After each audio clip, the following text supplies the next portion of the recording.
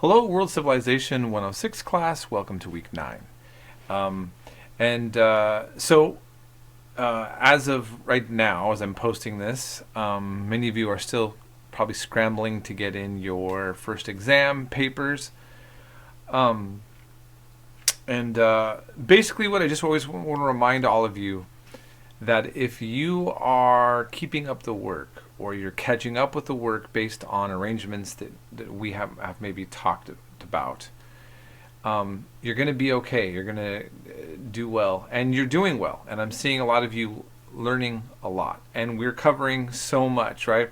So, by the way, on in the last week's module, or this last one on Greece, that Vice video I showed with modern practitioners of the Greek religion, ancient Greek religion, I mainly just thought that would be interesting to kind of show you that there's this revival, very small revival going on in Greece. And so I thought that was kind of maybe a fun just way of tying it all in into where things are at in modern times. When I was a kid, I was always told all the way up to high school that the thing is about the Greek religion is that nobody believes in these gods anymore. And I don't know for sure if that was true back then, but definitely now we can see that there are those that are now practicing a religion to worship those old gods. So, okay,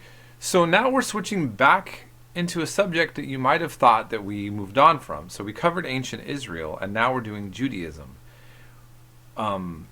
What's the difference, and why did I separate these two sections? Because what I wanted to remind you is that ancient Israel is the time period when there is the temple and animal sacrifice, and we start off with that. So let me clarify: the temple to Yahweh, dedicated to Yahweh, or YHWH, the God of ancient Israel. There's the temple in Jerusalem, and there's animal sacrifices. And as we learn in this week's section, we go to the time period where the second temple is destroyed, and that's going to put a halt to animal sacrifices. And you're going to see that while there were different branches of Judaism back then, and one is really going to come out on top for the most part, and it's the one that follows Talmudic Judaism. In the New Testament, that would be the Pharisees. And they're portrayed in a very negative light within the Christian New Testament. Now, by the way, we will end up getting to that, to Christianity.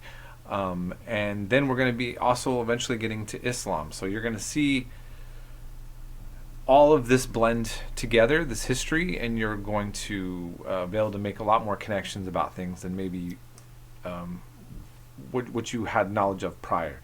So, okay, so again, I just wanted to point out here that you're learning the Judaism has been going on since the Middle Ages even, and the Jewish religion that's in the Bible, whether it's the Old Testament or the New Testament, but especially in the Old Testament, is not how Jewish religion has been operating for over 1,000 years.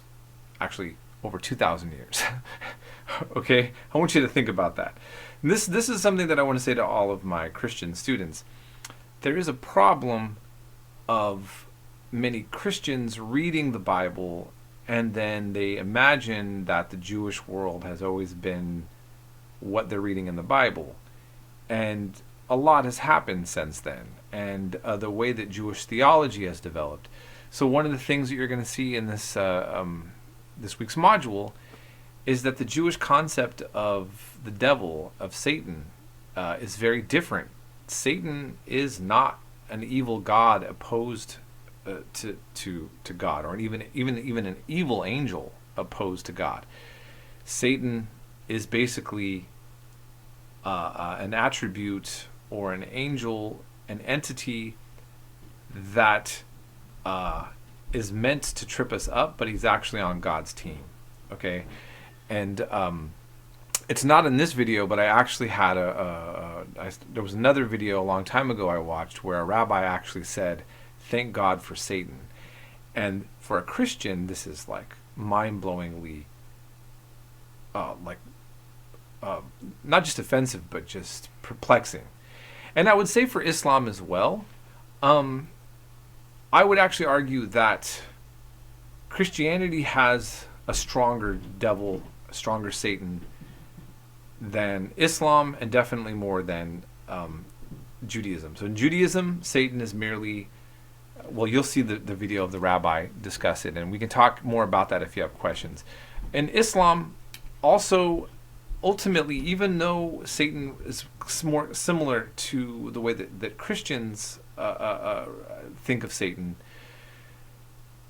Islam, which we'll learn about later, there's a verse in the Quran that says, "I take refuge in the Lord of the dawn from the evil of that which He created." And that sentiment is similar to what's written in Isaiah, that God made good and evil, but basically God is good, and that there isn't any real opposition to God. And I'm not going to go into the whole theological kind of concept of that, but that's just something to consider. Having said that, I hope that you find this interesting and eye-opening.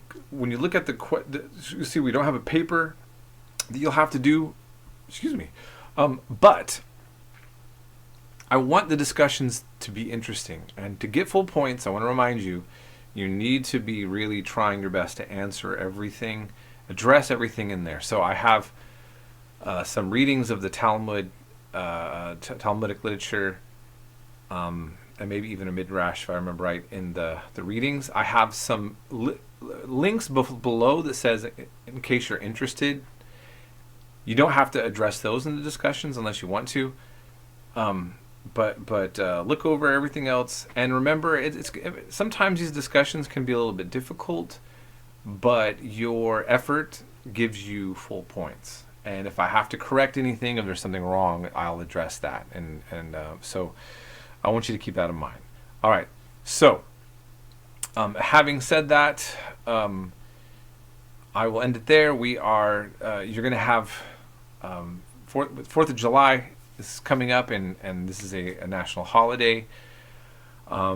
So many different opinions about and feelings about the condition of the United States right now, and everyone's various opinions.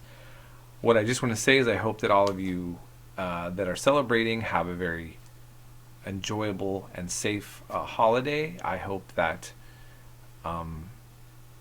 that it becomes a time of refreshment and rejuvenation, and that you can come into the week ready to work hard and learn and feel empowered. So that's all I have to say for now. And as I always mention, please contact me anytime there's a question, not just about questions regarding grades and work, but if you want to actually talk more about some of the subject matter that we cover, if you seem bothered or curious or whatever, I always am willing to expand on that with you. So, okay, that's it, everyone. Take care, and we'll be in touch.